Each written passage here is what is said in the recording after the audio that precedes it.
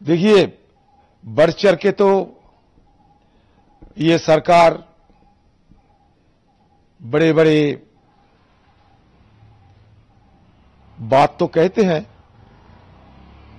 जब कहीं से वंदे भारत की शुरुआत होती है, खुद हमारे देश के प्रधानमंत्री जाके झंडा लहराते देखते हैं हम लोग। रेलवे मंत्री नहीं, हमारे प्रधानमंत्री हर चीज में झंडा लहराने के लिए तैयार रहते हैं। लेकिन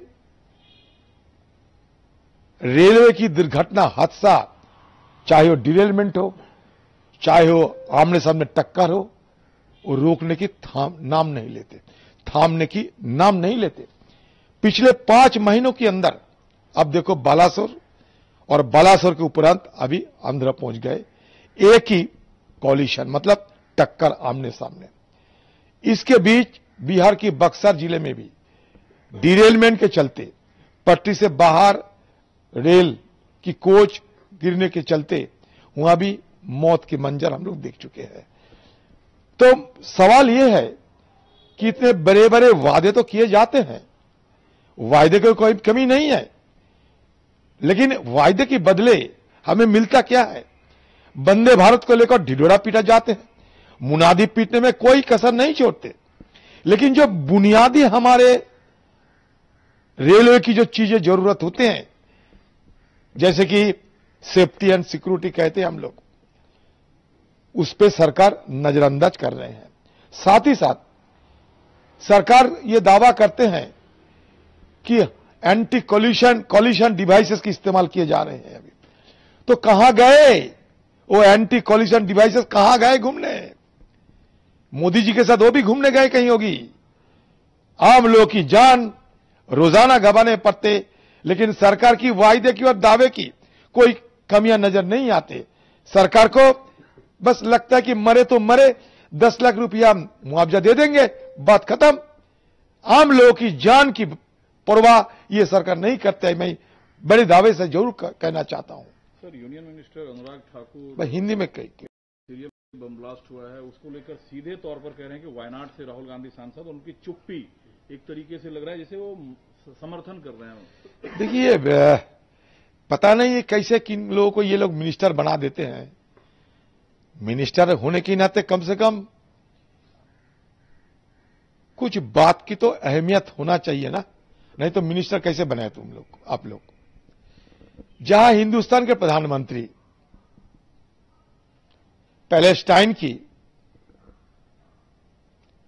पैलेस्टाइन अथॉरिटी की जो चेयरमैन है महमूद अब्बास, रमल्ला में, मतलब पैलेस्टाइन में जो रहते हैं, फोन पे बात नहीं की।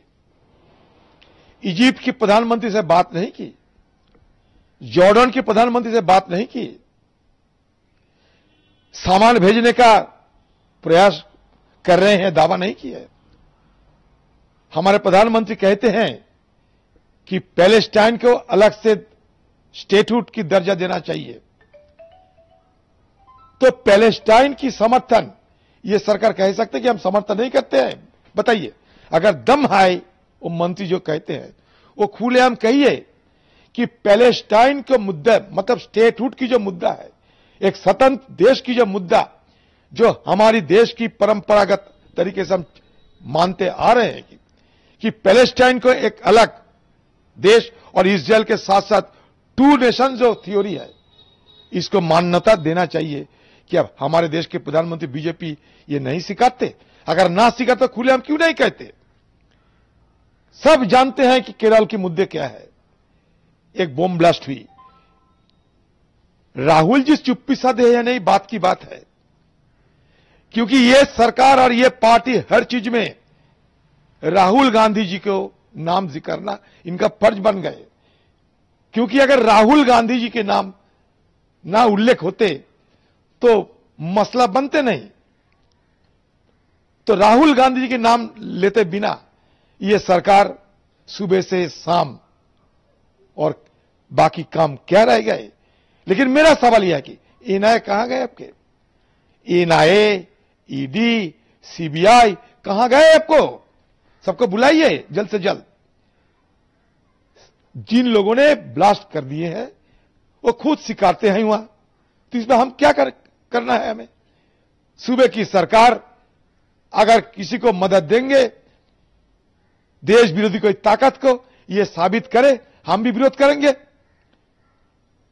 लेकिन ये बेबुनियाद और आधारहीन तथ्यों के ऊपर खड़ा होकर अचानक राहुल गांधी के खिलाफ जंग छेड़ने में इन लोग को मजा जरूर आता है। पीछे राज तो ये है कि राहुल गांधी जी से डरते हैं, राहुल गांधी जी से डरते हैं और डर के मारे राहुल गांधी के खिलाफ ये गाली गलौज देते हैं। यही असलियत है। दादा, आपने ईडी का जिक्र किया। आज राजस्थान के मुख्यमंत्री सामने पेश होना है। आज सीईसी है राजस्थान का। 5 राज्य में चुनाव है। 5 राज्यों के चुनाव को आप कांग्रेस के लिहाज से कैसे देखते हैं? क्या कुछ होने वाला है? और ईडी के सामने आज मुख्यमंत्री, देखो, सही बात यह है कि अगर राजस्थान में कांग्रेस की हालात अच्छा नहीं होते तो ईडी का इस्तेमाल नहीं किया जा सकता। ईडी का इस्तेमाल हो रहे हैं, इसका मतलब कांग्रेस की नसीब में फिर दोबारा ये राजस्थान सत्ता लिखा हुआ है। अगर ईडी कहीं जाए तो मान के चलो कि वहां सत्तारूढ़ पार्टी के लिए भलाई होना निश्चित है, क्योंकि सब जानते हैं कि गहलोत साहब के बेटे के खिलाफ क्या इन लोग के इल्जाम है। समय देखो, चुनाव के समय किसको, प्रधानमंत्री मुख्यमंत्री जी के बेटे को क्यों एक कलंक का टीका लगाने की, क्यों चुनाव में असर हो? कौन करेगा? ईडी करेगा। बस वही हो रहा है। बाकी राज्य को लेकर आपका क्या अनुमान है? क्योंकि छत्तीसगढ़ के सीएम, छत्तीसगढ़ के जो खदान है और जो अडानी है, दोनों के बीच मैं खड़ा हूं। जो लोग छत्तीसगढ़ को बेचना चाहता है वो मैं होने नहीं दूंगा। बिल्कुल, सब जानते हैं देश में एक नया सरकार चलते हैं, उसका नाम है मोदानी। एक तरफ मोदी जी रहते हैं और एक तरफ अदानी जी रहते हैं। ये सरकार की नया नाम आप ये कह सकते हैं कि मोदानी गवर्नमेंट। हर जगह ऐसे ही चलते हैं। बाकी राज्य, अपने राजस्थान के बारे में कहा, बाकी 4 राज्य में क्या होने जा रहा है? कांग्रेस की अगले चुनाव में कांग्रेस की जो नतीजा निकलेंगे वो चौंकाने वाले हैं, चौंकाने वाले हैं ही, और कांग्रेस की जीत निश्चित है। इसीलिए डर की मारे सत्तारूढ़ पार्टी उनकी सारे फौजों को, चाहे मंत्री हो, ईडी हो, सीबीआई हो, ये कांग्रेस के खिलाफ इस्तेमाल कर रहे हैं। बस यही सीधे बात है। नमस्कार, मैं हूं मानक गुप्ता।